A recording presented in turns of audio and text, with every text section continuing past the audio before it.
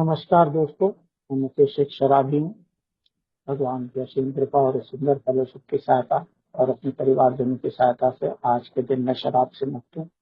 One day at A time सुखी समाधानी जिंदगी जीने के प्रयत्न कर पा रहा हूँ, सिर्फ और सिर्फ सुंदर से फैलोशिप और आप सबके साथ की वजह से। सबसे पहले फोक्स न्याचल पैनियर ग्रुप का आभारी हूँ कि उन्होंने मुझे योग्य समझा कि मैं इस चौथे कदम के ऊपर अपने अनुभव आपके संग शेयर कर सकूं। तो जो भी मैं आज शेयर करूंगा वो मेरे पूरे पर्सनल एक्सपीरियंस कंटेंट होता है।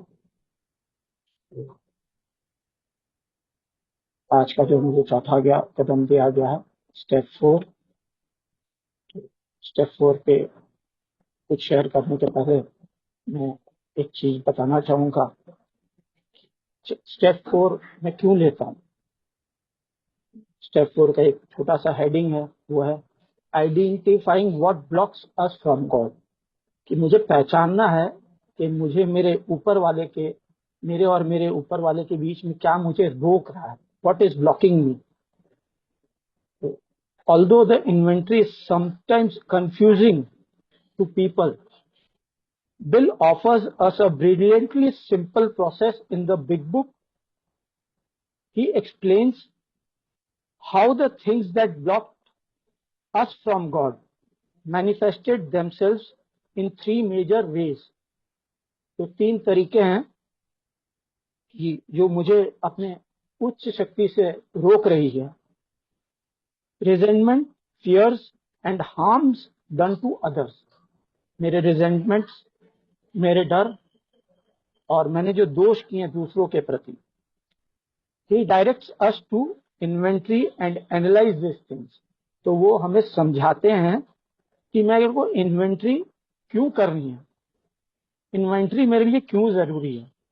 तो step 4 made a searching and fearless moral inventory of my self. मुझे मेरी searching and fearless moral inventory क्यों करनी है। The big book says that step 3 has no permanent effect unless we follow it at once by removing the things that blocks us from God. Page 64. तो ये paragraph आपको वहां मिल जाएगा, page number 64। Steps 3 and 4 are in sequence because these things have to be done in this order. क्योंकि step 3 and 4 एक order में है। क्योंकि अगर जो मैं स्टेप 3 करके रुक जाऊंगा तो स्टेप 4 का इफेक्ट मेरे को नहीं मिलेगा। क्योंकि पहले कुछ टाइम मैंने ऐसे ही किया था कि स्टेप 3 करने के बाद मैं सोच रहा था कि कब करूं, मेरी लिस्ट कब बनाऊं, कैसे बनाऊं, क्या क्या करना होगा। मैं बहुत डरों में जी रहा था कि मैं इन सारी चीजों को किस तरह करूंगा। तो मेरे संग भी यही हुआ था पहले कुछ सालों तक। First, we have to realize that self-will has been blocking us from God's will. तो मेरी सेल्फ विल ने मेरी उच्च शक्ति की विल को रोक के रखा था। किसने रोक के रखा था? मैंने खुद ने। First, I have to realize that self-will has been blocking me from God's will. मेरी खुद की विल ने मुझे मेरी उच्च शक्ति की विल से रोक के रखा हुआ है। Then I have to make a decision to turn my will over to the care of God. अब मुझे ये जो भगवान के बारे में बोला जा रहा है, वो भगवान तो मेरे अंदर ही बैठा हुआ है ना, क्योंकि मैं तो अपने उच्च शक्ति के भगवान से बात कर रहा हूं। The God in my self, मेरे अंदर का भगवान।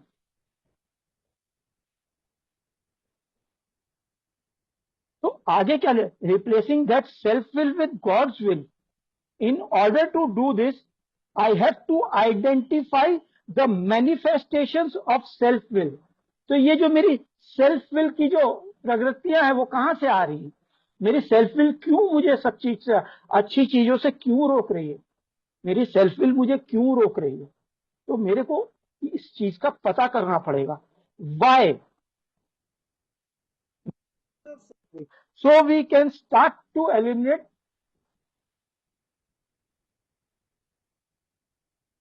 सो I can start to eliminate them. तो अगर जो मुझे पता चल रहा है कि मेरी ये विल मुझे रोक रही है, तो मुझे उन सब के ऊपर काम करना पड़ेगा कि भाई मुझे को ये जो मैं कर रहा हूं ये मुझे रोक रहा है, मेरे को मेरा ये डर मुझे रोक रहा है कि मैंने बहुत लोगों को तकलीफ पहुंचाई है, मैं अभी नहीं थोड़े दिन बाद लिखूंगा। तो वो चीज मुझे रोकती है कि मैं चौथा कदम को डिले करूं, प्रोक्रेस्टिनेट करूं कि आज नहीं कल करता हूं, कल नहीं परसों करता हूं। मेरी सेक्स इन्वेंटरीज मुझे रोकती है, मेरी फाइनेंशियल इंस्टिंक्ट्स मुझे रोकती है, मेरी सोशल इंस्टिंक्ट्स मुझे रोकती है कि मुकेश यार तेरे को माफी मांगनी पड़ेगी, यार तेरे को झुकना पड़ेगा। तो ये सारी चीजें मुझे रोकती है, मेरी सेल्फ विल। तो मेरी जो 3 बेसिक इंस्टिंक्ट है, सोशल, फाइनेंशियल और सेक्सुअल, ये तीनों इंस्टिंक्ट मुझे रोकती है कि मुकेश तेरे को ये सारी चीजें करनी पड़ेगी। तो मैं रुकने की कोशिश करता हूं। आगे क्या लिखता है, so you this see this steps are actions. तो ये कदम क्या बन जाता है, step four actions that will carry out the decision that we made in step 3। तो स्टेप 4 में जब मैं एक्शन लेना है, तो जब मैंने थर्ड स्टेप में भगवान से बोला कि my will and my life over to the care of God as we understood him, तो एज आई अंडरस्टूड हिम, जब मैंने इसको स्वीकार किया कि भगवान मैं अपनी विल और मेरी लाइफ को तेरे हवाले करता हूं, तो जब तक मैं अपनी विल को भगवान के हवाले करूंगा नहीं, तो मैं चौथे कदम में एक्शन में कैसे आऊंगा। तो मुझे एक्शन में आने के लिए तीसरे कदम को stress followed by fourth step. आगे क्या लिखता है, the result of step 3 will not be based on the decision itself, but on the actions we take as a result of that decision। तो मैंने जो डिसीजन लिया कि मैं अपनी विल और मेरी लाइफ को भगवान के ऊपर डालता हूं, तो मेरे को उसको एक्शन में बदलना पड़ेगा, न कि मैं सोचता रहूं कि आज करूंगा, कल करूंगा, परसों करूंगा। तो उस सब करने के लिए मुझे पेन एंड पेपर की आवश्यकता है। तो ये सारी चीजें मुझे करनी पड़ेगी। आगे क्या लिखता है, I believe step 4 is a simple step if I follow the illustrated plan on pages 64 and 65 in the big book। क्या लिखता है, I believe step 4 is a simple step if I follow the illustrated plan on pages 64 and 65 in the big book। The instructions are condensed and are sometimes difficult for a reader to understand and follow। मेरे जैसे एक शराबी को शुरू में इसको समझना और इसको समझने की कोशिश करना मेरे लिए तकलीफ होता था। मेरे को भी ऐसा ही हो रहा था पहले कुछ दिनों तक, लेकिन जैसे जैसे मैंने बुक की ज्यादा मदद ली, ए की ज्यादा मदद ली, फेलोशिप की ज्यादा मदद ली, मेरे को लगा एक बस कि मेरे को एक कदम उठाना बहुत जरूरी है।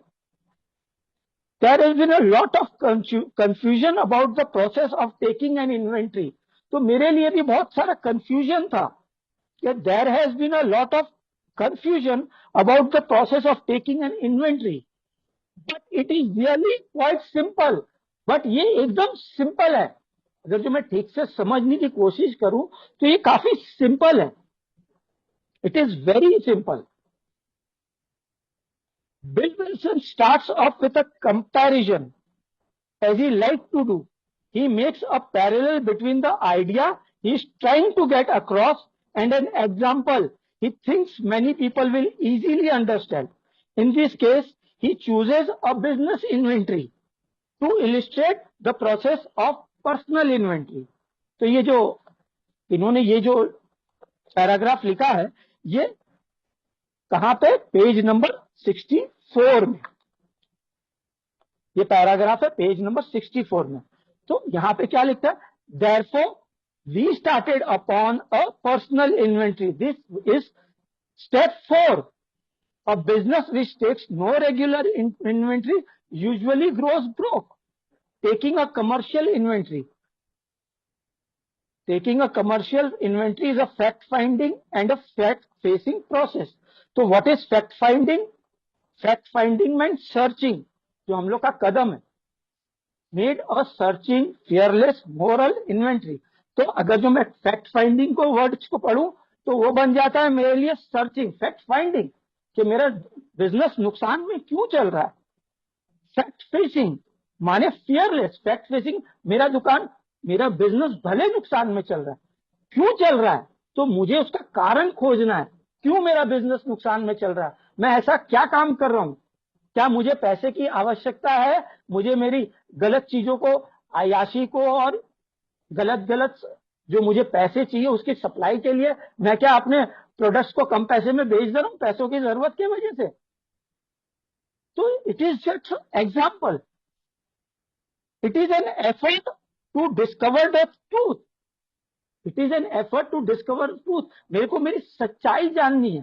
क्या मुकेश अब तू अपने आप को ऑनेस्ट रख रहा है, न तू सिर्फ पैसों के तरफ में ध्यान दे रहा है? What is your process to discover the truth about the stock interest? मैं जिस चीज का बिजनेस कर रहा हूं, क्या मैं इसके प्रति ईमानदार हूं, ऑनेस्ट हूं, नहीं हूं? ये सारी चीजों का सवाल मुझे मेरे खुद को जवाब देना है। जब तक मैं खुद को नहीं जवाब दे पाऊंगा, मैं किसी और से आगे कैसे करूं?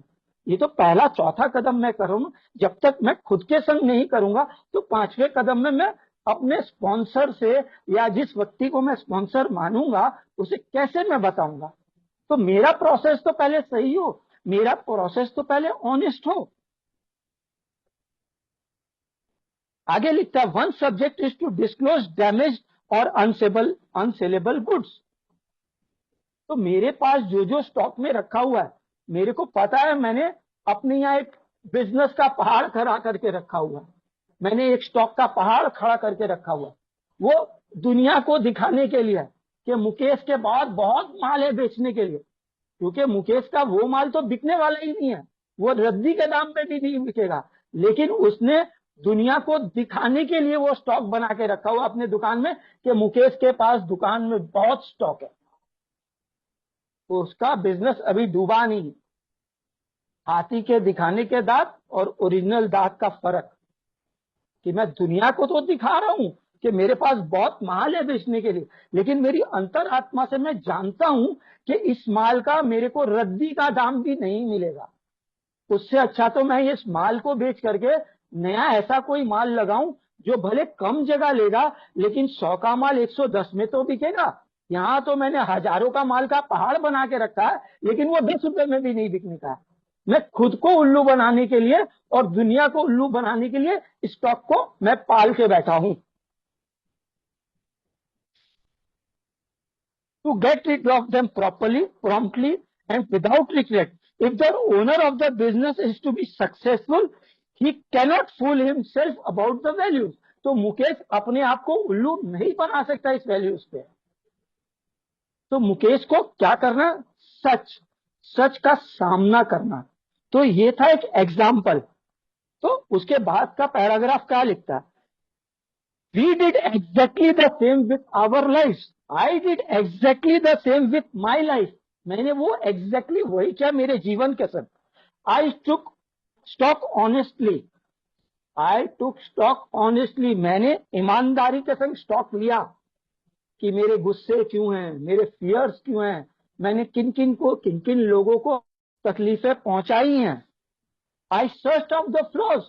मानी मैंने अपनी बीमारियों को खोजा। क्यों है ये फियरलेस मॉरल इन्वेंट्री? माने सर्चिंग फियरलेस मॉरल। तो I searched out the flaws, मैंने अपनी बीमारियों को खोजा। In my makeup which cause my failure, जिनके कारण मेरा फेलियर हो गया, मैं फेल हो गया दुनिया में। मैं अपने रिश्ते नातों में फेलियर हो गया, मैं अपनी बीवी के प्रति फेलियर हो गया, मैं अपने घर वालों के प्रति फेलियर हो गया, मैं अपने बिजनेस के प्रति फेलियर हो गया, मैं अपने जिंदगी जीने के ढंग के प्रति फेलियर हो गया। तो मुझे इन चीजों के कारण को खोजना है। वाई? क्यों मुकेश तू क्यों फेल हो गया?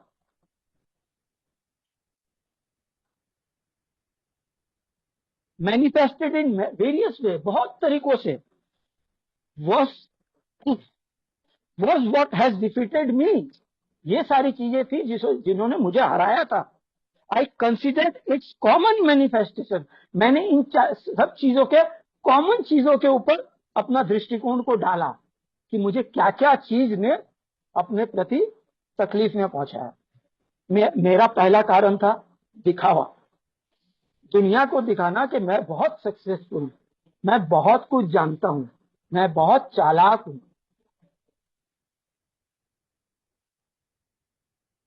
सोशल इंस्टिंक्ट, मैं दुनिया को सब कुछ दिखाना चाहता था, हालांकि मैं ये सब चीज नहीं था। मेरी फाइनेंशियल इंस्टिंक्ट, मैं दुनिया को दिखाना चाहता था कि मैं बहुत मजबूत हूं, लेकिन मेरे अंदर से मैं जानता था कि मैंने कितने बैंक के लोन लेके रखे हुए हैं, मैं कितनी ईएमआई भर रहा हूं, मेरे पास बच्चों के स्कूल के फीस देने के पैसे नहीं होते थे। लेकिन मैं अपनी फुटानी में डूबा हुआ था, मैं अपने दिखावे की दुनिया में डूबा हुआ था। मैं दुनिया को तो प्रूफ करना चाहता था कि मैं बहुत अच्छा हूं, मैं बहुत अच्छी काम कर रहा हूं, लेकिन अंदर से मैं टूटा हुआ था। लेकिन मैं हार नहीं मानना चाहता था। वही सारी चीजें मेरी सोशल, फाइनेंशियल, सेक्सुअल इंस्टिंक्ट, ये तीनों चीजों को मैंने इसी तरह से ग्रसित करके रखा हुआ था। आगे का पैराग्राफ क्या लिखता है, page number, resentment is the number one offender. क्या लिखा, resentment is the number one. मेरे को रिजेंटमेंट्स कहां से आते थे, मेरे को ये रिजेंटमेंट्स कैसे आते थे, ये कहां से आते थे। मैं किसी, कभी मैं अपनी विचार व्यक्त करूं तो क्या, मैं कभी बाजार में जाता था ना, तो एक तो मैं हार चुका था जिंदगी से, लेकिन मेरा झूठा ढकोसला कि मैं हार नहीं मानना चाहता हूं। मैं जाता था कभी डिस्को में या कभी क्लब में, मेरे पास पैसे नहीं होते थे, लेकिन मैं दूसरों को देखता था कि ये तो कर पा रहा, तो मुझे जलन होती थी कि मेरे पिताजी मेरे लिए बहुत कुछ रख के गए थे, लेकिन मैं कोई भी चीज संभाल नहीं पाया, मैं कुछ भी चीज संभाल नहीं पाया। मैं कभी बाजार में जाता था तो मैं किसी एक कपल को देखता था कि वो कितने प्यार से बैठे हुए हैं, दोनों जन बैठ करके आइसक्रीम खा रहे हैं, तो मुझे रिजेंटमेंट होती थी, अरे यार मेरी बीवी क्यों ऐसा नहीं करती है। हालांकि वो हमेशा रेडी थी, मैं नहीं करना चाहता था। मुझे मेरी बीवी के जगह दूसरों की चीजों में ज्यादा इंटरेस्ट था। यार मेरी भी बीवी ऐसी होती तो, मैंने कभी अपनी बीवी को उस तरह से लिया ही नहीं था। मैं दूसरों को देख करके अपने जलन पालता था। मेरी बीवी सोने की थी, तभी तो मैं आज आप लोग के साथ पास बैठा हूं। उसने मेरे को 28 साल झेला, तब तो आज मैं आप लोगों के संग। लेकिन मेरे को उसमें हमेशा खामियां दिखती थी, क्यों, मैं दूसरे को देख करके उसको इवेल्युएट करता था। मेरी बीवी ऐसी होती तो कैसा होता, मैं दूसरे को देखता तो मेरी बीवी ऐसी होती तो कैसा होता। वही में वैसी चीजें मेरे सोशल इंस्टिंक्ट में भी वैसी ही थी। अरे मेरा घर ऐसा होता तो कैसा होता, मेरे बगल वाले ने घर नया कलर पिंक कलर करा, तो मैं भी सोचने लग जाऊंगा, अरे मेरा घर ये ऐसा पिंक होता तो कैसे हो जाता, कैसा हो जाता। मैं इस ख्वाबों की दुनिया में जीता था, सपनों की दुनिया में जीना। It destroys more alcoholic than anything else. तो वो मुझे सबसे ज्यादा नुकसान पहुंचाती थी जब मेरे को रिजेंटमेंट होता है। मेरे को जब भी रिजेंटमेंट होता है तो मेरे को सबसे ज्यादा मेरे रिजेंटमेंट मुझे तकलीफ पहुंचाते हैं। तो from its stem all forms of spiritual disease. What is spiritual disease, what is my spiritual disease, मेरे स्पिरिचुअल डिजीज क्या है, मेरा स्पिरिचुअल डिजीज क्या है, मेरे को ये तो पता होना चाहिए ना, what is my spiritual disease. मैं हमेशा शराब को ही दोष देता रहूंगा कि शराब के वजह से ये हुआ, शराब के वजह से वो हुआ, तो मेरा स्पिरिचुअल डिजीज तो मुझे पहचानना पड़ेगा ना कि मेरा स्पिरिचुअल डिजीज है क्या। मैंने किसी दोस्त को देखा कि उसने एक नई गाड़ी खरीदी, मेरे पास घर में एक पुरानी गाड़ी है, लेकिन मैंने देखा कि उसने नई गाड़ी ली, तो मेरे को, मेरा दिमाग मुझे बोलता है मुकेश तू भी ले सकता है। अरे उसने 4 साल से पैसे जमा कर रहा है, गलत खर्चे नहीं कर रहा, उसके बाद जाके उसने 4 साल के बाद एक नई गाड़ी ली। लेकिन मेरी बीमारी ऐसी है कि मैं देखता हूं कि उसने लिया और मुझे चाहिए। ये मेरा स्पिरिचुअल डिजीज है, ये मेरा स्पिरिचुअल डिजीज है। मुकेश का ये स्पिरिचुअल डिजीज है, उसकी सोच उसकी स्पिरिचुअल डिजीज है। मैं किसी यंग कपल को देखता हूँ, वो लोग साथ में बैठ के कहीं पे कुछ खा रहे हैं, मैं सोचता हूँ मेरी वाइफ ऐसी क्यों, मैं ये क्यों नहीं सोचता हूँ कि मेरी शादी को 28 साल हो गए। ये मेरा स्पिरिचुअल डिजीज है। मैं किसी को देखता हूँ बिजनेस करते हुए, मैं सोचता हूँ मेरा बिजनेस ऐसा क्यों नहीं है, क्योंकि मैंने ठीक से नहीं संभाला ना। मेरे पिताजी मेरे लिए बहुत कुछ रख के गए थे, मैंने नहीं संभाला, तो वो प्रॉब्लम मेरा है, मैंने नहीं संभाला। फिर मैं दूसरों को देख करके जलता हूँ, रिजेंटमेंट। तो these are my spiritual disease. आगे लिखता, for I have been not only mentally and physically ill, मैं दिमाग और शरीर से खाली बीमार नहीं हूं, we have been spiritually sick, मेरे को आध्यात्मिक बीमारी है। मुकेश को क्या है, मुकेश को एक आध्यात्मिक बीमारी है।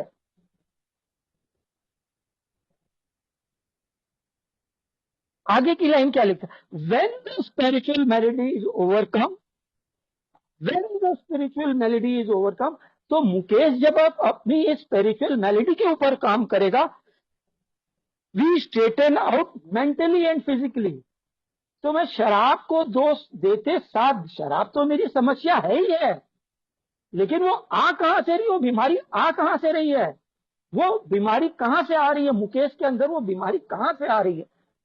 तो वही यहां पे लिखा हुआ है, when the spiritual malady is overcome we straighten out mentally and physically। तो जैसे मैं इन बीमारियों के ऊपर काम करता हूं, तो मेरा दिमाग और मेरा शरीर ठीक होने लगता है। इट स्टार्टेड, वो चीजों को पकड़ना चालू करता है। अरे यार, मेरा प्रॉब्लम शराब नहीं यार, मेरा प्रॉब्लम मेरी सोच है, मेरा प्रॉब्लम शराब, शबाब, कबाब, पैसे, ये सारी चीजें मेरी प्रॉब्लम है। इन डीलिंग विद रिजेंटमेंट्स, आगे का line, in dealing with resentments we set them on paper. क्या लिखा, we set them on paper. सोचने से काम नहीं चलेगा, लिखना पड़ेगा मुकेश। मैं सोचूंगा नहीं चलेगा, मुझे हर एक चीज लिखनी पड़ेगी। I have to write them down. मैं सोच लूंगा तो मेरा काम नहीं होगा, क्योंकि मुझे अच्छे से याद है कि मैं शुरू शुरू में यही कर रहा था। मैं सोच सोच करके अपने स्पॉन्सर को बोल रहा था कि हाँ मैंने ये कर लिया, हाँ मैंने ये कर लिया, हाँ मैंने ये सोच लिया, हाँ मैंने ये कर लिया, लेकिन वो हो नहीं रहा था। मैं अभी भी रेस्टलेस, इरिटेबल, डिसकंटेंटेड रह रहा था। इसीलिए यहाँ पे उन लोगों ने लिखा, we set them on paper. I listed people, लोगों को, इंस्टीट्यूशन, उन जगहों को, और प्रिंसिपल्स, विथ हुम, और प्रिंसिपल्स, प्रिंसिपल्स मेरी मेरी सोचना, मेरा सोचना, मेरे प्रिंसिपल्स। अरे मुकेश के प्रिंसिपल, मुकेश ये सोच रहा है ये सही है, बीवी को बोल दिया ये सही है, ये सही है, किसी बिजनेस में आदमी को बोल दिया ये सही है, ये सही है। प्रिंसिपल्स के बारे में वो जानता ही नहीं है, पता नहीं है उसको कि दूसरा आदमी शायद वो सच बोल रहा है, लेकिन मुकेश के लिए तो उसके प्रिंसिपल्स ठीक है। मैं जो बोल रहा हूँ वो सही है, वो जो बोल रहा है वो गलत है, मैं जो बोल रहा हूँ वो सही है। आगे लिखता है, I asked my self why I am angry. मैं आगे लिखता हूं, we asked ourselves why we were angry. तो मेरे को क्या पढ़ना, I asked my self why I am angry. In most cases it found, it was found that our self-esteem, our pocket books, our ambitions, our personal relationships। तो यहाँ पे ये 5 प्रश्न आ गए।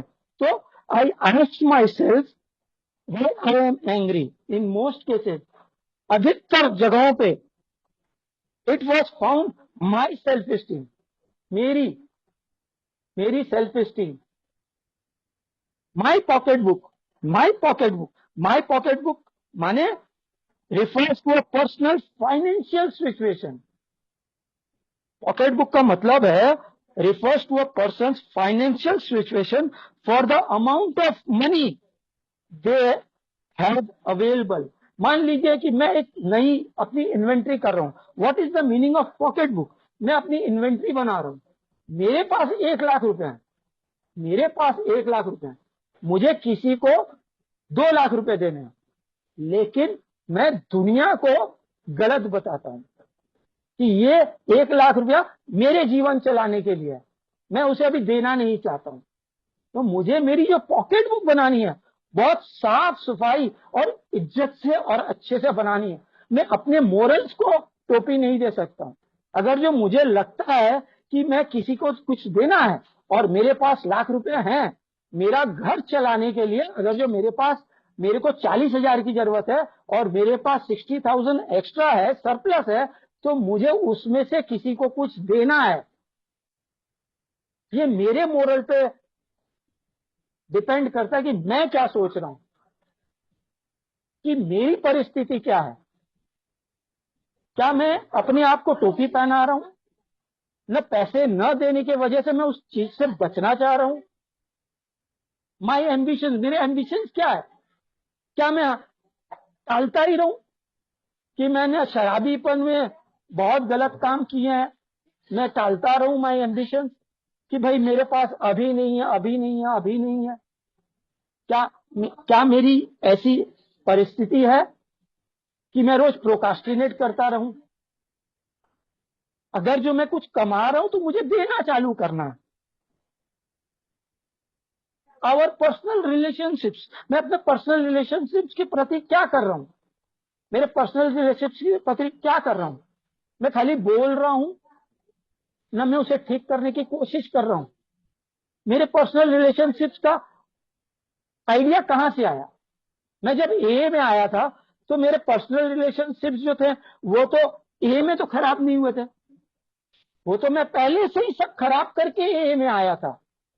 तो मेरे पर्सनल से रिलेशनशिप तो पीछे रह गए ना, जिसे मैं खराब करके आया।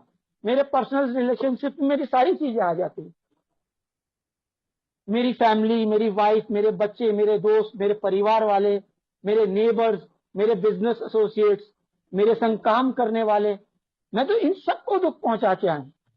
क्या मैं इन सब के प्रति सारी चीजें करना चाहता हूं? क्या मैं उसका लिस्ट बनाना चाहता हूं कि नहीं बनाना चाहता हूं? तो ये सारी चीजें मुझे करनी है। अगर जो मैं सोचता रहूंगा तो नहीं होगा, क्योंकि मैंने सोचा कि मेरे ऑफिस में मैंने कुछ लोगों के संग कुछ खराब किया था, तो मैंने सोचा, मैं जानता हूं मैंने कुछ किया, लेकिन मैंने लिस्ट तो नहीं बनाई ना। अगर जो मैंने लिस्ट नहीं बनाई तो मेरे पास एग्जैक्टली वो नहीं आया ना कि मेरे पास क्या है। मैं जानता हूं मेरे बैंक में कुछ पैसे हैं, लेकिन मेरे पास बैलेंस शीट तो नहीं है। मैं जानता हूं मेरे बैंक में कुछ पैसे हैं, लेकिन एग्जैक्टली कितने हैं ये मैं नहीं जानता हूं, क्योंकि मेरे पास लिखा हुआ नहीं है। इसीलिए तो हम बैंक पासबुक बनाते हैं ना, बैंक में जाते हैं तो बैंक में जाकर के बार बार अपनी पासबुक एंट्री कराते हैं, सर मेरे बैंक में कितने पैसे हैं। क्यों? लिखा हुआ प्रूफ होता है ना। मैं सोच लूं मेरे बैंक में तो लगभग 10,000 है, तो लगभग 10,000 तो मुझे नहीं मिलेंगे ना। मुझे तो 9,999 होगा, तो 9,999 ही मिलेगा। मैं बोलूँ लगभग 10,000 है, तो यहाँ तो गैप आ गया ना 301 रुपए का। तो मेरी इन्वेंट्री ऐसी है, मैं सोचता बहुत कुछ है, लेकिन जब तक मैं लिखूंगा नहीं एग्जैक्टली तो मुझे पता नहीं चलेगा। तो वही जब मैंने किया तो मुझे पता चला कि मेरी एग्जैक्टली ये प्रॉब्लम्स हैं। तो इस लाइन के बाद आप personal relationship including sex were hurt और थ्रेटेड। तो ये क्या की थी? हमने किसी को हर्ट पहुंचाया था या हम डर में थे उस चीज के लिए। वर हर्ट और वो थ्रेटेड, सो वी वर सोर, तो मैं तकलीफ में था। वी वर बर्न्ड अप, मैं जला हुआ था। अरे ऐसा नहीं हुआ, अरे वैसा नहीं हुआ। तो आगे क्या लिखा? On our grudge list we set opposite each name our injuries. तो मैंने एक लिस्ट बनाई, तो लिस्ट में वहां एग्जाम्पल दिया हुआ, I am resentful at Mr Brown, तो मैंने लिखा I am resentful at Manish, the cause he is my elder mother, he has got more money than I am, my father has left him more money. ये just एक example है। मेरे पिताजी ने उसके लिए ज्यादा रखे गए। How does it affect me? मेरे को क्या दिक्कत है? मेरे फाइनेंशियल इंस्टिंक्ट, मेरे पिताजी मेरे लिए क्यों ज्यादा नहीं छोड़ के गए? क्यों मेरे भाई को ज्यादा देके गए? क्यों करके गए? अब इसकी मुझे इन्वेंट्री बनानी है ना। मेरे पिताजी के लिए 2 बच्चे एक बराबर थे, तो उन्होंने अगर जो कम बेसी किया तो कुछ सोच समझ के ही किया होगा ना, ऐसे ही तो नहीं कर दिया होगा ना। मुझे क्यों किसी और की वाइफ को देख करके लगता है कि मेरी वाइफ ऐसी होनी चाहिए? क्यों भगवान ने मुझे जो दिया वो मुझे नहीं चल रहा? भगवान ने जो मुझे दिया मेरे लिए दिया है ना, लेकिन मुझे कुछ और अच्छा लगता है। I wanted the different way and different style, कुछ अच्छी अलग लगना चाहिए। मेरे पास गाड़ी यार वो मारुति की जगह यार वो फॉर्च्यूनर अच्छी लग रही है। अब भगवान ने जो मुझे दिया वो मुझे अच्छा नहीं लगता, मुझे हमेशा जो दूसरों के पास होता वही अच्छा लगता। तो ये जो मेरी स्पिरिचुअल इलनेस है इसको ठीक कौन करेगा? अगर जो मैं इसके ऊपर काम नहीं करूंगा तो कौन करेगा?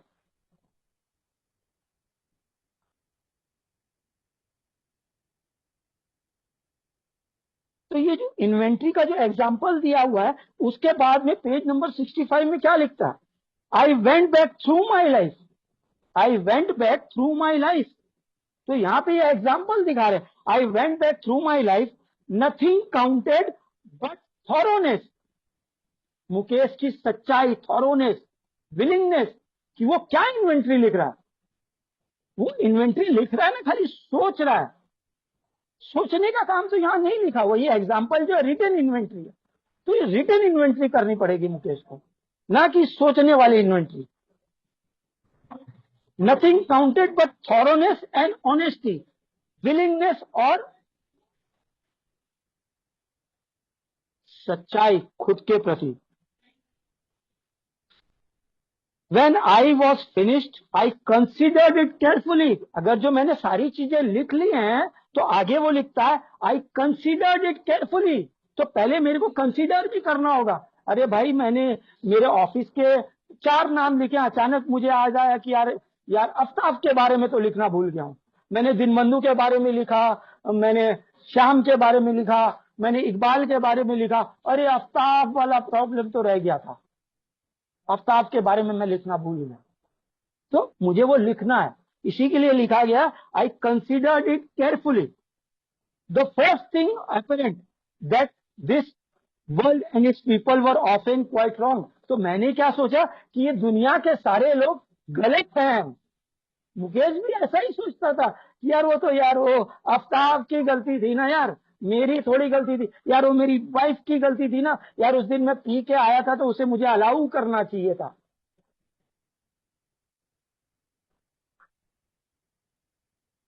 मैंने ये नहीं सोचा कि उसने ना बोला तो मुझे नहीं करना चाहिए। मैं पी के आया, मुझे जो चाहिए वो दो। मैं पी के आया, मेरे को पेमेंट चाहिए, मुझे दो। उसने मुझे बोला कि भाई मुकेश भाई मेरे पास आज पैसे नहीं है। तो लोग हैं, हम इंसान हैं, किसी के पास कभी नहीं होते, लेकिन मैं नहीं सुनूंगा। मैं शराब पी के आया हूं, मुझे अभी ही चाहिए, एट प्रेजेंट, इस वक्त, right now, I want it right now.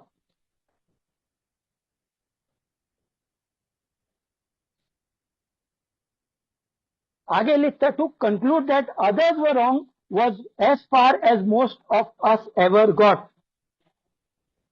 The usual outcome was that people continued to wrong us and we stayed sore। मेरे को हमेशा ऐसा ही लगता था, people continued to wrong us, पूरी दुनिया मुझे गलत साबित कर रही है और मैं हमेशा आत्मग्लानि में पड़ा रहता। I stayed sore, sometime it was remorse and then I was sore at my self. उसके बाद में खुद के आत्मग्लानि में डूब गया। The more I fought and try to have my own way, मैं जितना अपना तरीका लगाने की कोशिश करता हूं, the more I fought and try to have my own way, the worse the matters got. मैं जितना मेरे हिसाब से करो, मेरे हिसाब से करो, मेरे हिसाब से करो, उतना ज्यादा वो मामला कॉम्प्लिकेट होते जाता है, उतना ज्यादा मैं कॉम्प्लिकेट करता जाता हूं। एज इन वॉर, माने एक जंग में कैसा होता है, as in war the victory only seem to win. तो मेरे लिए क्या है, मेरी बात सुन लो, बस मैं जीत जाऊं। मैंने ये मांगा, मुझे अभी दे दो, मैं जीत जाऊं, बस मुकेश का काम खत्म। मुकेश जीत गया, मुकेश का काम खत्म। Our moments of triumph were short lifted. तो मैं जो एक दो पल के लिए जीतता था, फिर उसके बाद मैं आत्मग्लानि में वापस जाता था, यार मुझे ऐसा नहीं करना चाहिए था। मैं सुबह जब भी उठता था ना, तो मेरा हमेशा, यार मुझे कल यार उससे इस तरह से पैसे नहीं मांगने चाहिए, यार मुझे मेरी वाइफ के संग ऐसा नहीं करना चाहिए था, यार मुझे मेरे उस दोस्त के संग ऐसा नहीं करना चाहिए था। तो ये सारे एग्जाम्पल्स जो है, स्टेप 4 कैसे करना, पेज 64 टू 66 आप पढ़ेंगे, आपको सब कुछ मिलेगा। आगे पेज नंबर 66 में सेकेंड पैराग्राफ, वो क्या लिखता है, it is plain that a life which includes deep resentment leads only to futility and unhappiness. उसका मतलब है, a life which includes deep resentment, अगर जो मैं अपने मन में बहुत डीप रिजेंटमेंट्स पालूंगा, तो it will take me where, uselessness, waste, unhappiness, futility, to the precise extent that we permit this, we squander the hours that have been worthwhile. तो यहां पे कितना डीपली इस चीज को बताया गया है। मैं अगर ये इसके हिसाब से नहीं करूंगा, मैं सोच लूंगा कि मैंने ये कर लिया है, तो नहीं होता। I have to go according to what is written over here in the big book.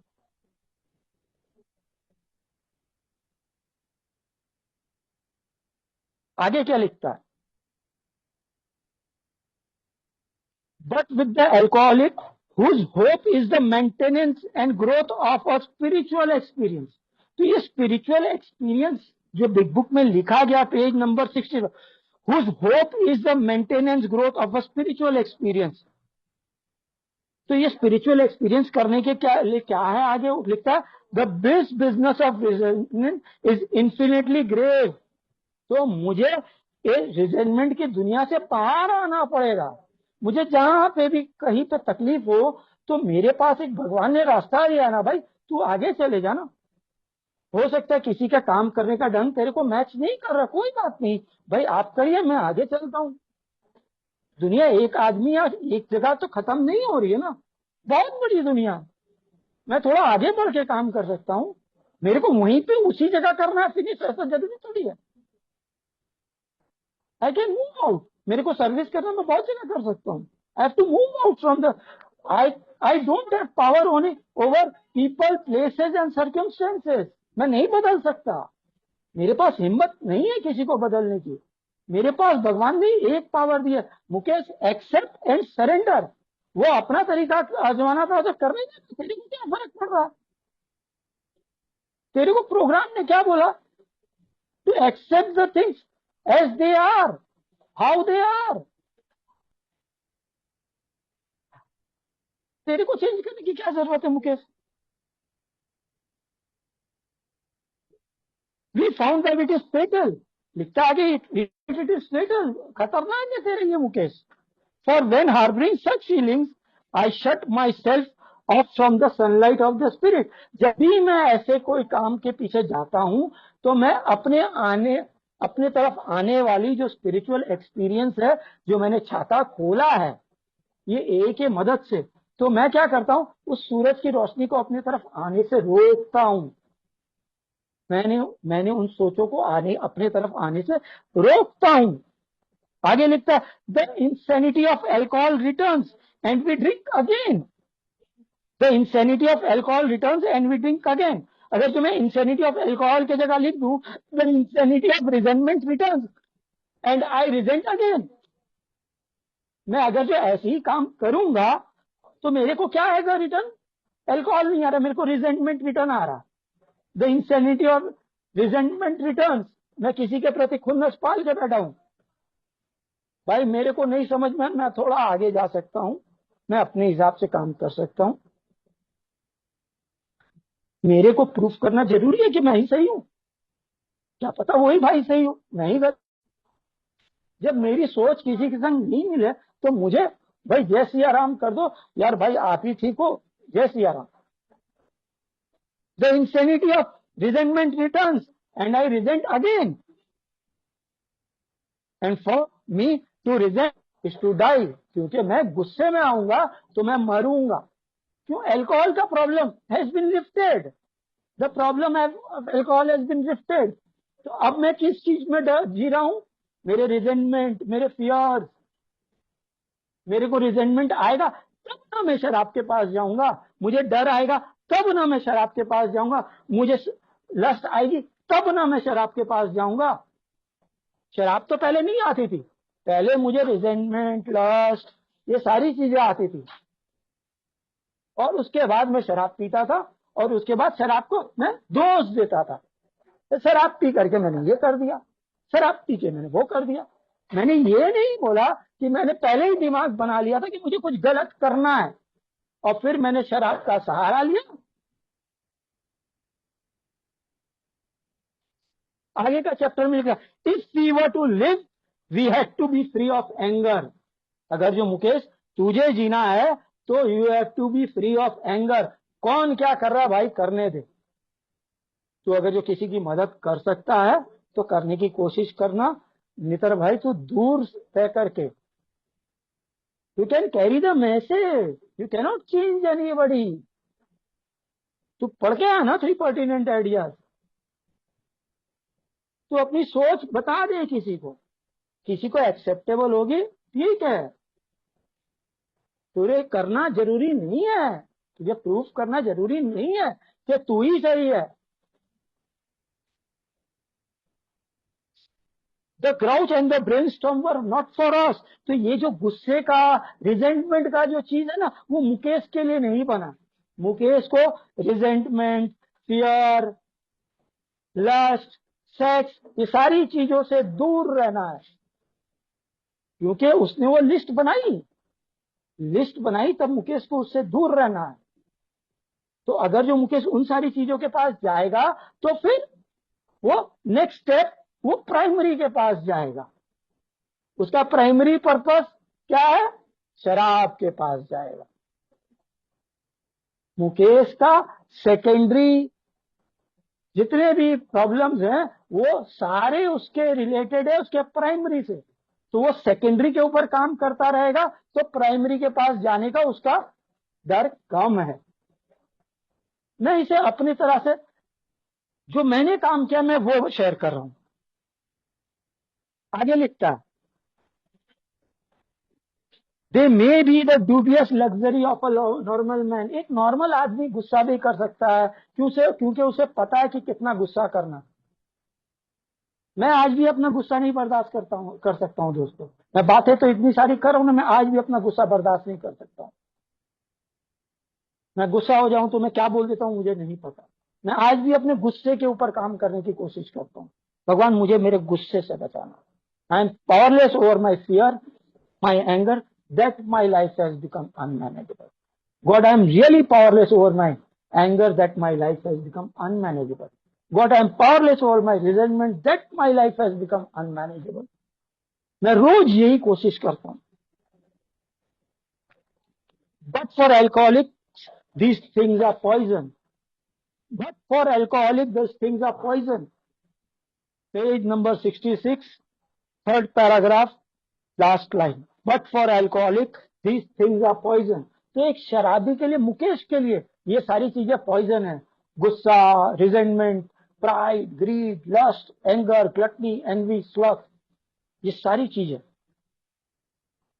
आगे लिखता है, we turn back to the list. अब कहां लेके आया वो हमें? We turn back to the list, for it held the key to the future. तो क्या लिखा? For it held the key to the future. क्यों? इसमें मेरा भविष्य छुपा हुआ है. मैंने जो लिस्ट बनाई उसमें मेरा भविष्य छुपा हुआ है. तो मैंने जो लिस्ट बनाई, I was prepared to look at it from a entirely different angle. अगर जो मैंने लिस्ट बनाई तो मैं उसको बार बार ढंग से देखूंगा. अरे मुझे क्यों ऐसा होता था, मैं क्यों यार वाइफ के संग रहते रहते मुझे क्यों ऐसे ख्याल आते थे. मेरे को यार अपनी गाड़ी में बैठे बैठे ऐसे क्यों ख्याल आते थे कि मेरे पास फरारी हो.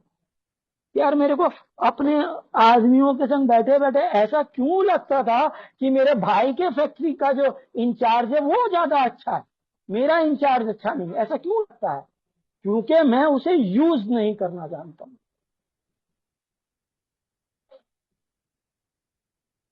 वो ठीक तरह से यूज कर रहा, मैं ठीक तरह से यूज नहीं कर रहा, तो मेरी प्रॉब्लम है। आदमी वही है, मैं किस तरह से बात कर रहा हूं वो डिफरेंस है। It is not the way you tell. ये क्या होता है ना कि मैं किस तरह बोल रहा हूं और किस लहजे में बोल रहा हूं। मैं किसी भाई को बोलता हूं कि भाई ऐसा करो, लेकिन किस लहजे में बोल रहा हूं। अगर जो मैं किसी भाई को फोन करता, भाई शराब मत पी, तेरे लिए हानिकारक है, लेकिन किस लहजे में बोल रहा हूं, शराब मत पी तेरे लिए अच्छा नहीं है। क्या मैं उसे समझाने की कोशिश कर रहा हूं कि बेटा देख, मेरे को ये प्रॉब्लम थी, मैं ये सारी चीजें करता था।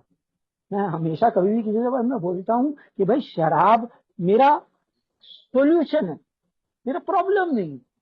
मेरे को गलत चीजों को करने का शौक है और उसके लिए मैं शराब की मदद लेता हूं।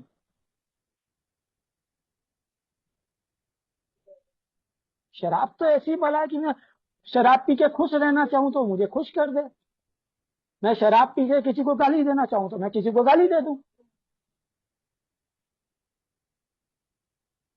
मैं शराब पी के गुस्सा करना चाहूं तो गुस्सा करूं।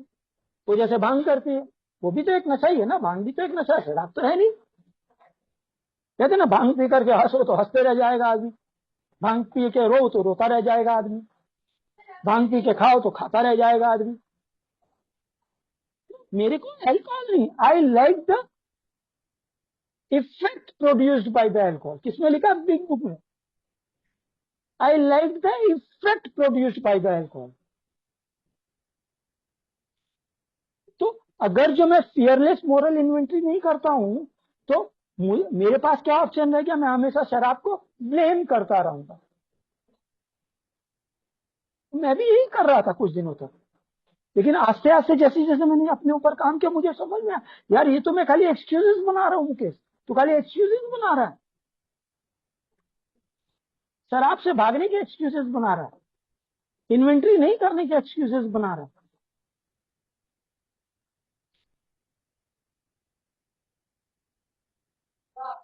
आगे पेज नंबर 67, वहां पे first paragraph, we avoid retaliation और आर्ग्यूमेंट, वी अवॉइड रिटेलिएशन और argument, I would not treat sick people that way. क्यों? अगर जो मेरा किसी के संग नहीं पटरी खा रहा तो मैं हटूंगा, मेरे को किसी को चेंज नहीं करना, I will try to avoid. If I do, I destroy my chance of being helpful. क्या लिखता है आगे, I would not treat sick people that वे।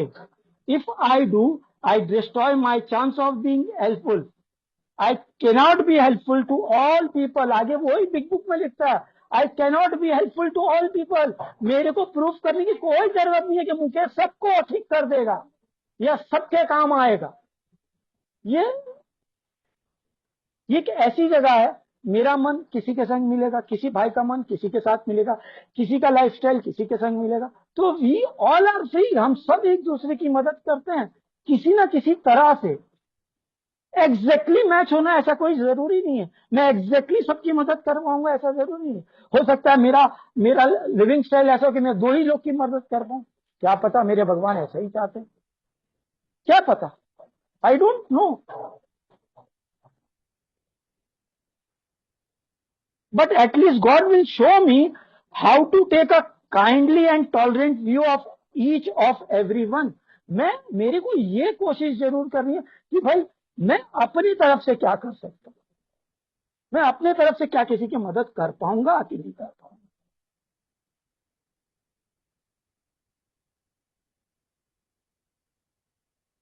उसके बाद वापस पेज नंबर 67 में third paragraph, referring to our list again. अब देखिए, मैं जस्ट अभी स्टेप 4 के बारे में पढ़ रहा हूं, ये तीसरी बार मुझे लिस्ट की तरफ लेके आया। तो लिस्ट कितनी इंपॉर्टेंट है, फियरलेस मोरल इन्वेंट्री करना कितना इंपॉर्टेंट है, ये मैंने नहीं लिखा, सारी चीज बिग बुक में लिखी हुई। Referring to our list again, putting out of my mind the wrongs other had done, किसने मेरे संग क्या किया वो मुझे नहीं देखना है। I resolutely look for my own mistake, मुझे यही देखना मेरी क्या गलती है, मुझे यही देखना कि मेरी क्या गलती है। मुकेश तू अपनी गलतियों के ऊपर स्टिक करके रह, कौन क्या कर रहा है वो भले तू डिस्कशन कर सकता है किसी के साथ, लेकिन तुझे किसी को ठीक करने नहीं जाना है, तू अपने आप को ठीक कर ले, तेरा काम हो जाएगा।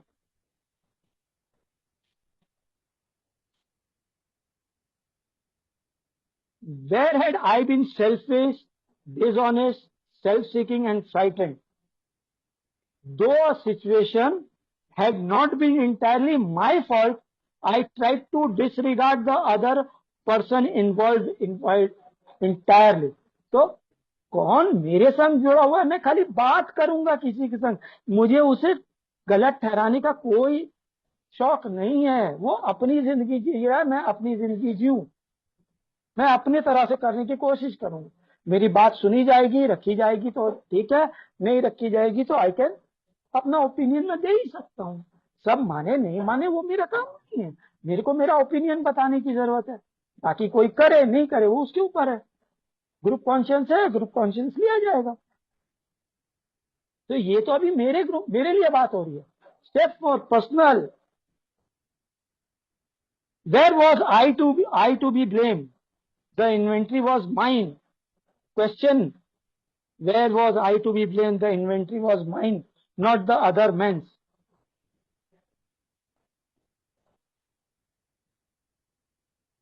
Not the other man's. When I saw my faults, I listed them. वापस मैंने अपनी गलतियां देखी, मैंने उसे लिख लिया, भाई मुकेश पीछे हट गया, पीछे हट गया, पीछे हट।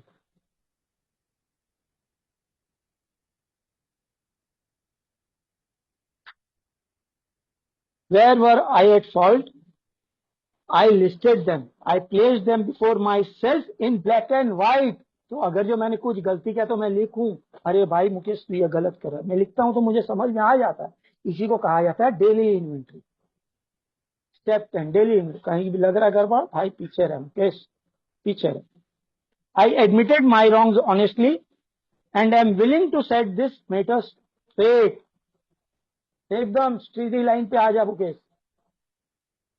Notice the word fear is bracketed alongside the difficulties of Mr. Brown, Mrs. Jones, the employer and the wife. This short word somehow touches about every aspect of my life.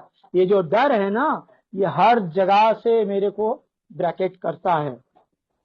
It was an evil and corroding thread. वो एक डरावना,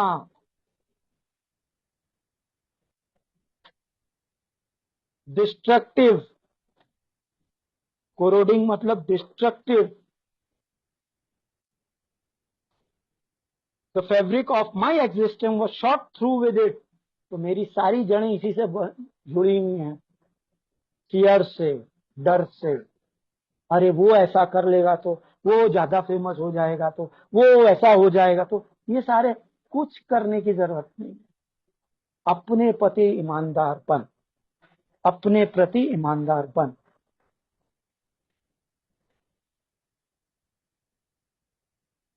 page number 66 में क्या लिखता है, first paragraph में, we reviewed our fears thoroughly. तो मुझे मेरे डरों को थॉरोली देखना है। व्हाट आर माय फियर्स, मेरे डर कहां कहां से। We put them on paper, again we put them on paper.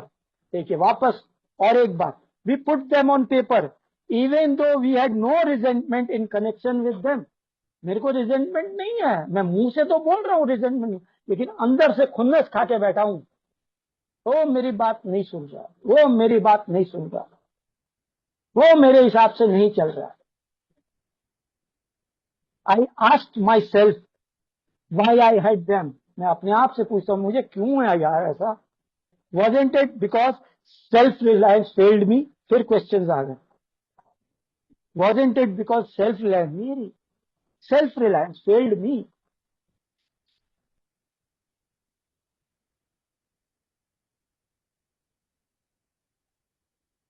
तो ये सारी चीजों को जब मैं पढ़ूंगा, पेज 64 से जैसे मैं पढ़ना चालू करता हूं, तो मुझे पता चलता है कि मैं स्टेप 4 करूंगा क्यों, कैसे करना है, ये सारी चीजें करनी है। तो ये सारी चीजें करनी है, किस तरह करनी है वो यहाँ पे दिखाई गई है। और इसी के साथ साथ जब हम 12 एंड 12 लेते हैं, तो 12 एंड 12 में क्या लिखता है? तो जब हम 12 एंड 12 की मदद लेते हैं, तो 12 एंड 12 में कितना सिंपल से बताया हुआ है कैसे करना है, क्यों करना है, ये मुझे पता चला बिग बुक में, पेज 64 टू 68। उसमें कारण भी पता चले, और क्यों करता हूं मैं वो 12 एंड 12 में मुझे पता चलता। अगर जो मैं जस्ट एक कंटेंट पढ़ता हूं, कंटेंट में क्या लिखता है, कंटेंट का पेज नंबर है 6, मैं इंग्लिश की बात कर रहा हूं। Step 4, how instincts can exceed there proper functions. तो हाउ इंस्टिंक्ट्स, कौन से इंस्टिंक्ट्स? सोशल, सेक्सुअल, फाइनेंशियल, ये तीनों इंस्टिंक्ट जो मुकेश को दी गई हैं, ये तीनों इंस्टिंक्ट का मुकेश क्या करता है? मुकेश को ये तीनों इंस्टिंक्ट ज्यादा ज्यादा चाहिए। मुकेश नॉर्मल इंसान की तरह नहीं है ना, मुकेश को सोशल इंस्टिंक्ट में भी थोड़ा ज्यादा चाहिए, फाइनेंशियल इंस्टिंक्ट में भी थोड़ा ज्यादा चाहिए, सेक्सुअल इंस्टिंक्ट में भी थोड़ा ज्यादा चाहिए। तो आगे क्या लिखता है? Step 4, in an effort to discover our liabilities. तो स्टेप 4 क्या है? एक एफर्ट है मुकेश को अपनी लायबिलिटीज पता करने के लिए। तो स्टेप 4 क्या है? मेरे को बताते हैं कि मेरी लायबिलिटीज क्या है, व्हाट आर माई लायबिलिटीज। मैं जानता हूं, मैं करता हूं, ये नहीं है मुकेश की लायबिलिटी। मुकेश की लायबिलिटीज है कि वो बहुत अपने आप को ढेर सियाना समझता है। Step 4 is an effort to discover our liabilities. Basic problem of extremes in instinctive drives. तो basic problem of extremes in instinctive drive. तो मेरा बेसिक प्रॉब्लम क्या? मैं हमेशा एक्सट्रीम में रहता हूं, हर चीज ज्यादा चाहिए, more and more is my problem. आगे जो very important part, misguided moral inventory. क्या लिखा है? Misguided moral inventory.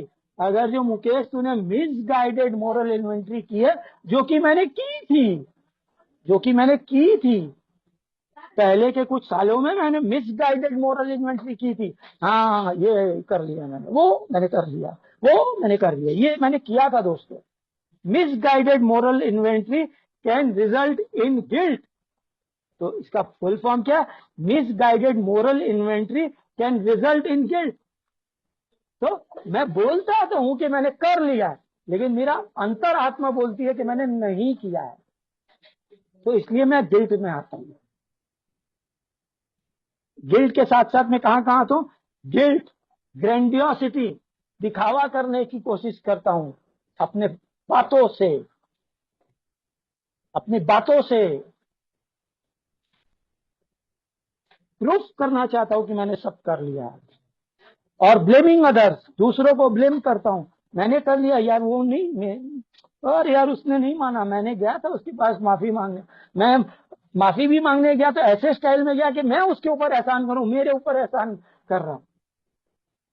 मैं किसी के पास माफी भी मांगने जाता हूं तो मैं इस लहजे से जाता हूं कि मैं उसके ऊपर एहसान कर रहा हूं, कि मैं माफी मांगने आया हूं। आगे का पॉइंट क्या लिखता है? Assets can be noted with liabilities. Assets can be noted with liabilities. तो मेरे एसेट्स क्या हैं? मेरी लायबिलिटीज तो हैं, मेरे एसेट्स क्या हैं? मैं तो जोड़ तो लेता हूं, मैंने ये भी कर लिया, मैंने फियर भी लिख लिया, मैंने सेक्स का भी लिख लिया, मैंने ये भी कर लिया, मैंने वो भी कर लिया, लेकिन लायबिलिटीज क्या है? मैं बीवी से अभी भी भाग रहा हूं,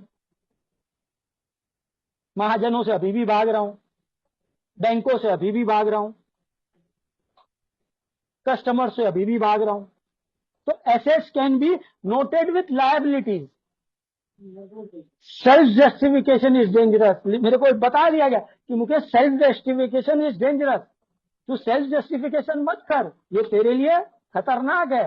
कि मैंने ये कर लिया, मैंने वो कर लिया, मैंने लिख लिया, मैंने माफी मांग ली, ये सब नहीं चलेगा Mukesh. Self justification is dangerous. Willingness to take inventory brings light and new confidence. Willingness to take inventory. Willingness to take inventory. क्या लिखा है? Willingness to take inventory. Take inventory माने लिखो, सोचो मत. Take inventory brings light and new confidence. तो जैसे मैंने लिखा मुझे नया कॉन्फिडेंस मिला. मैंने लिखा दोस्तों, मैंने जस्ट लिखा था. मेरे को पता नहीं मैं किस तरह करता. मैंने लिखा कि मैं हजारों लड़कियों के संग सोया हूं, लेकिन भगवान ने मेरा रास्ता निकाल दिया. मेरे को रास्ता मिल गया कहीं ना कहीं से कि मैं इसकी किस तरह से काम करूं. मैंने कितनी जगह से पैसे लिए थे, मैंने सब कुछ लिखा. मैंने लिखा तो मुझे जगह मिल गया कि इस तरह से मेरा काम होगा.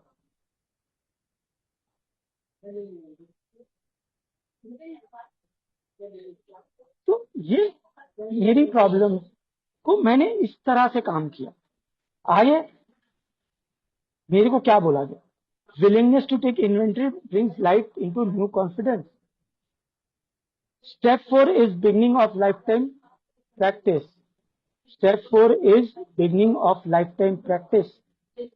तो स्टेप 4 क्या? मेरे जिंदगी भर का प्रैक्टिस करने का काम है. Common symptoms of emotional insecurity और worry, anger, self pity and depression.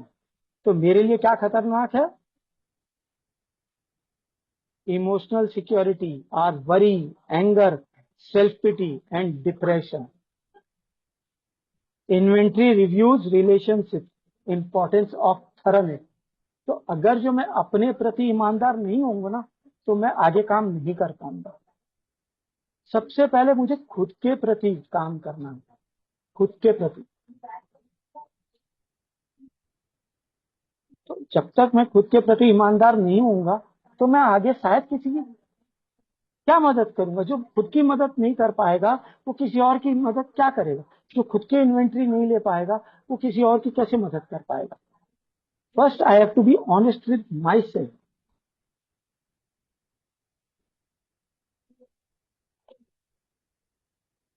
तो इसी तरह से मैंने अपने ऊपर जो जो काम करने की कोशिश की, तो मुझे रास्ता मिला. मुझे रास्ता मिला कि मैं अपने ऊपर किस तरह से काम करूं. मैंने हमेशा लिटरेचर की मदद ली. मेरे स्पॉन्सर से भी मैंने मदद की. मैंने लोगों से मदद ली. मैंने लिटरेचर की मदद ली. बिग बुक की बहुत सारी ऐसी ऐसी चीजें हैं जो नेट पे अवेलेबल है. बहुत सारे वर्कशॉप्स है स्टेप 4 के ऊपर में. बहुत सारी चीजें हैं. मैंने हर उस जगह से मदद लेने की कोशिश की जहां से मुझे मदद मिली. तो ये one day at a time मेरे संग भी बहुत कुछ चेंजेस आए. मैं क्या कहूँ, मैं एक टाइम था मैं भी सोच रहा था कि मैं क्या करता हूँ, क्या करता हूँ, क्या करता हूँ. आज मैं यही चीज जानता हूँ कि मैं पहले से बेहतर हूँ. किसी को प्रूफ करने के लिए नहीं, लेकिन मैं खुद में जानता हूँ कि मैं पहले से बेहतर हूँ. I am the man in the mirror. मैं खुद को नहीं टोपी पहनाने की कोशिश करता हूँ.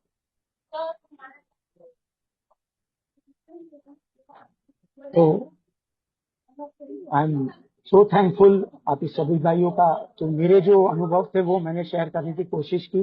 और थैंक यू सो मच होप्स निहांचल ग्रुप और सभी होस्ट भाइयों का और सारे मेंबर्स का जो इस ग्रुप से जुड़े हैं. आपको जो अच्छा लगता है आप ले जा सकते हैं, जो अच्छा ना लगे वो यही छोड़ दें. Thank you so much Sugat भाई and every host and co host in this group. Thank you so much.